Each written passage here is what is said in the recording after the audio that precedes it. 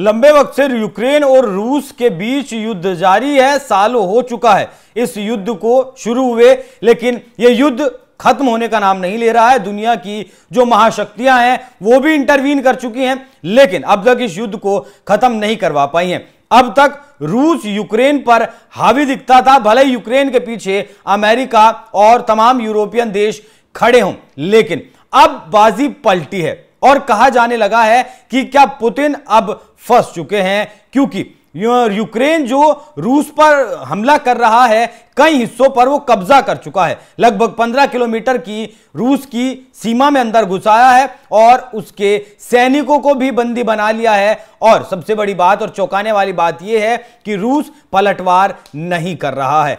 अब 2-3 दिन के बाद उसने धीरे धीरे अब पलटवार करना शुरू किया है। तो क्या गोला बारूद खत्म हो चुका है रूस के पास, या कुछ और रणनीति है, या फिर पुतिन फंस गए हैं? इसी पर चर्चा करेंगे। चर्चा के लिए मेरे साथ मौजूद है हमारे वरिष्ठ पत्रकार पंकज प्रसून। बहुत बहुत स्वागत सर आपका। ये चल क्या रहा है रूस और यूक्रेन के बीच? अब यूक्रेन हावी हो गया क्या? अभिषेक, ये रूस और यूक्रेन के बीच नहीं चल रहा है, ये अमेरिका और रशिया के बीच चल रहा है और ये माइंड गेम है। आपको ये सारी खबरें कहां से मिली? यूएस टुडे से। यूएस टुडे मतलब अमेरिका का पिट्ठू प्रोपेगेंडा मशीन। आप रशिया टुडे देखिए, वहां कुछ और चल रहा है। आपके पास ज्यादातर इंफॉर्मेशन पहुंचता है बीबीसी से, अमेरिकी किसी न्यूज एजेंसी से। हकीकत यह है कि यूक्रेन के कई हिस्सों पर रूस का कब्जा है और आपको यकीन है कि रशिया जैसे देश का गोला बारूद खत्म हो जाएगा? वो कोई अफगानिस्तान है क्या तो उसका गोला बारूद खत्म हो जाएगा? आज की तारीख में युद्ध मैदान में नहीं लड़े जाते, युद्ध लड़े जाते हैं यहां पे। बिल्कुल माइंड गेम। और ये माइंड गेम से आपको फीड किया जा रहा है इस तरह का खबर। मुझे जहां तक जानकारी है कि चाइना ने रशिया के साथ हाथ मिला लिया है और हर तरह से सहयोग करने का वादा किया है।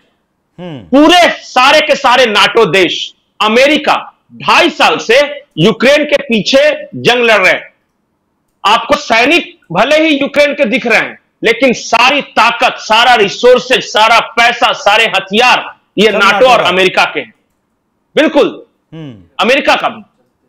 और 2.5 साल से इकलौता अकेले रशिया पर इन लोग काबू नहीं कर पा रहे हैं। एक रूस अकेला और इधर नाटो के सारे देश और अमेरिका फंसा है, उसका पैसा फंसा है। और यह युद्ध जितना लंबा खिंचता चला जाएगा, यह अमेरिका की इकोनॉमी पर असर तो डालेगा ही, यूरोपियन इकोनॉमी पर सबसे ज्यादा असर डाल रहा है इसे। यह चीज समझिए आप। एक देश अकेला रशिया, एक अकेला रशिया पूरे वेस्टर्न यूरोपियन नेशन और अमेरिका को एक साथ लोहा ले रहा है। और अभी तक उसे मदद नहीं मिली है किसी भी दूसरे देश की डायरेक्ट। बहुत कोशिश की अमेरिका ने, भारत को भी धमकाया था कि रूस से कच्चा तेल मत खरीदना, तुम बोले खरीदेंगे, तू कौन होता है बोलने वाला। चाइना को बोला कि देखिए आप रशिया के साथ व्यापार बंद कर दिए, बोला चल हट, तुम बताएगा कि हम किसके साथ व्यापार करें किसके साथ नहीं करें। इसी तरह बहुत सारे ऐसे देश हैं। और तो और तुर्की जैसा देश जो कि इस्लामिक देशों का सिरमौर है और वो यूरोपियन के तरफ से हमेशा इंक्लाइंड रहा है, इस बार वो खुल के रशिया के साथ व्यापार कर रहा है। तो अमेरिका का दबदबा कम रहा है, अब उसकी चौधराहट को मानने के लिए लोग तैयार नहीं है, मुंह पे सुना के चले आते हैं, बोलते तू कौन होता है मुझे मना करने वाला। पंकज जी, एक सवाल और था। यूक्रेन के पीछे नाटो खड़ा है, अमेरिका भी खड़ा है, लेकिन जिस तरीके की अमेरिका की फितरत है, कल क्या यूक्रेन का साथ छोड़ सकता है अमेरिका?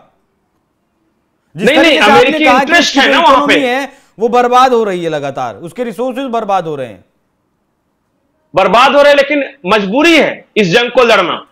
या तो कोई आके समझौता करा दे, शांति समझौता, जैसे भारत जैसे देश से अपील करता रहा है, यूनाइटेड नेशंस भी, यूरोप के देश भी, कि आप बीच बचाव करके इसे बंद करा दीजिए। एक वो उपाय हो सकता है।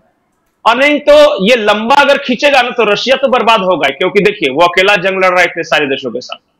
लेकिन बर्बाद वो भी होंगे जिनका पूरा पैसा, हथियार वगैरह सब लग रहा है। और यूक्रेन तो खैर बर्बाद है ही, उसका तो खैर कहना ही नहीं। एक और चीज है जो कि गौर करने वाली बात है जी कि वॉर स्ट्रेटजी, इसमें रशिया थोड़ा सा मार खा गया। देखिए, रूस ने हवाई हमले किए, वहां पे वो अपर हैंड था। रूस ने जो बड़े बड़े तोप लगाए वो अपर हैंड था, लेकिन इन्होंने फिर स्ट्रेटजी बदल दी। ये यूक्रेन ने, इन्होंने क्या किया कि बंकर बनाया और अपने ग्राउंड फोर्सेस को उसमें सेफ कर लिया। आप ऊपर से मारते रहो, बिल्डिंगें गिराते रहो, और फिर धीरे धीरे धीरे धीरे मोर्चा लेना शुरू किया है। रशिया के पास पैदल सिपाही जो हैं, जो कि वहां पे इस एक्सट्रीम वेदर कंडीशंस में जाकर लड़ाई लड़ सके, इसकी कमी है, यह मैं स्वीकार करता हूं।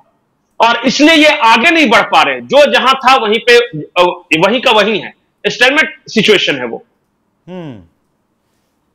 तो एक बात है कि ग्राउंड फोर्सेस और फिर हतोत्साहित भी हैं थोड़े रशिया के फोर्सेस। लंबी लड़ाई है, लड़ रहे हैं, कोई इस तरह का इंस्पिरेशन नहीं है कि मैं क्यों लड़ रहा हूं।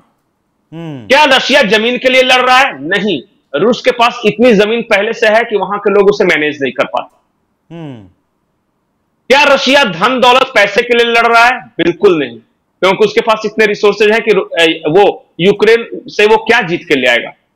रशिया इसलिए लड़ रहा है कि हमारे बॉर्डर पे अमेरिका और यूरोपियन यूनियन, नाटो आके खड़े ना हो जाए। ये अपनी रक्षा के लिए लड़ रहा है, और इसी चीज को वो नैरेटिव वार में समझा नहीं पा रहा है, इंस्पायर नहीं कर पा रहे हैं पुतिन। यहां पे मैं मानता हूं कि वो फेल्यूर है थोड़ा सा। और यूक्रेन के लोग इसलिए जज्बाती हैं क्योंकि मरता क्या ना करता, अगर हम लड़ेंगे नहीं तो मरेंगे, तो लड़के मरो। ये सिर्फ साइकोलॉजी में फर्क है यूक्रेनी सेना और रशियन फौज। ठीक, बस सिर्फ ये है, यहां पे रशिया कमजोर है। लेकिन हमें इस नैरेटिव वॉर में नहीं फंसना है यूएस टुडे की रिपोर्ट से कि भाई उसका गोला बारूद खत्म हो गया।